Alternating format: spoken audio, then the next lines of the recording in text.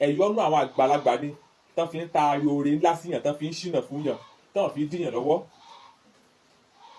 Ẹ lọ bá mi wá ẹyin adìyẹ ìbílẹ̀ 3,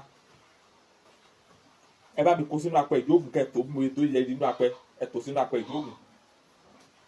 Ẹ jẹ́ ká lọ wá ewé origin tó jẹ́ ti òòjọ́, ẹ jẹ́ àkọlé lórí odidi atare kan, ẹ jẹ́ àfi sí.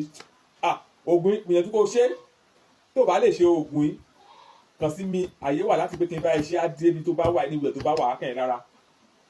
Mo nífẹ̀ẹ́ ògùn yìí débi kóńgó, débi kàásì nǹkan, mo mọ̀ ń ṣe fún yàn dáadáa. Ṣùgbọ́n pẹ̀lú àjọyọ̀ ọmọ tuntun tá à ń ṣe lọ́wọ́ ni mo fẹ́ yọ̀ǹda ìgbìmọ̀ ìyẹn olólùfẹ́ pátápátá.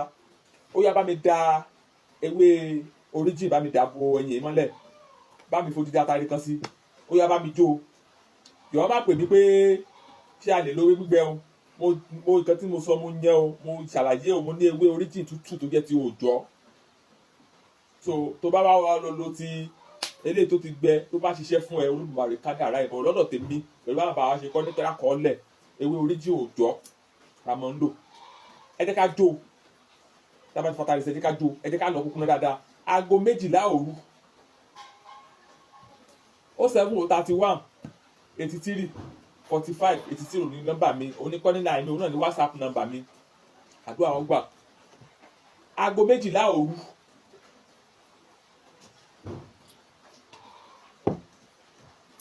tá a bá ti jókòó, tá a bá ti lọ síbi tó bá ti wù wá níwẹ̀ la lè lọ sí, a lè lọ sínú àdó, a lè lọ sínú ike, a lè lọ sínú ìgò.